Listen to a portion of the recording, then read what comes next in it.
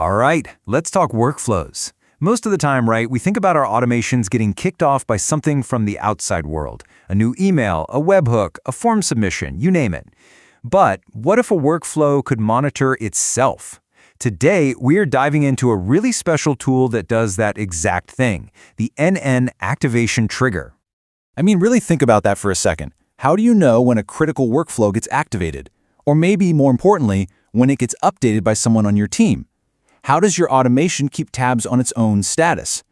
Figuring this out is absolutely key if you want to build super robust systems that you can actually trust. Well, the answer is a special little node that acts as the workflow's own personal watchdog. Seriously, it's like a dedicated sentinel just sitting there watching over things, and we're about to meet it. And here it is, the activation trigger node. Now, what makes this thing so unique is where its trigger comes from.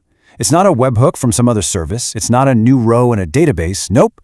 The source is n8n itself, or the very workflow this node is sitting in. It's a completely internal affair. Yeah, and this is the perfect way to think about it. If your workflow is like a mini application doing its job, the activation trigger is its built-in system monitor. It's always listening for those important status changes from the inside. So how exactly does this listening happen? What's the mechanism here? Let's get into the nuts and bolts of how it works. And this right here is the most crucial point to get. We're not talking about external signals. Forget about APIs. Forget about webhooks. This node's entire universe is the n8n environment it lives in. That's it. The logic behind it is just beautifully simple. You pop the node into your workflow. It then just sits there, patiently waiting for a specific internal event to happen. And when that event happens, bam! It kicks off the very same workflow it belongs to. It's a totally self-contained loop. Okay, so it's listening for internal events. But what does that actually mean? What is it listening for? It's not just listening for anything and everything. There are three very specific, very important moments that it's tuned into. So here they are, the big three. First up, activation. This one fires the instant you flip that toggle to make your workflow active. Simple as that. Next, we have start. This runs whenever your entire n8n service starts up or restarts. This is perfect for initialization tasks, right? Like maybe clearing out a temporary cache or preloading some data so your other workflows are ready to rock. And finally, there's update. This one fires anytime you hit save on a workflow that's already active. Super useful for reacting to changes instantly. Now, this all sounds pretty cool in theory, but what's a real-world use case? Why would you actually need this? Well, let's connect the dots to something really practical. A self-monitoring notification system. So the main idea here is to use this trigger to make a workflow that reports on itself.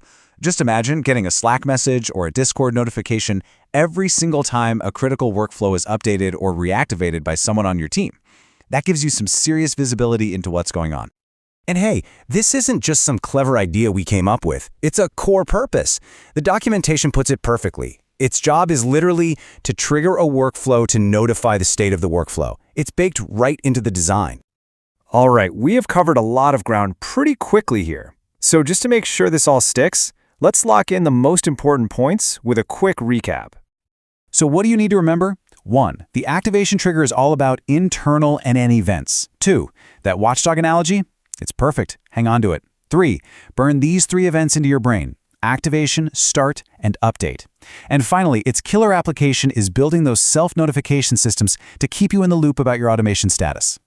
So, at the end of the day, this trigger is all about the when a workflow is activated, when n8n starts, when a workflow gets updated. The only question left is, now that you know the when, what kind of awesome, self-monitoring, super robust automations are you going to build with it?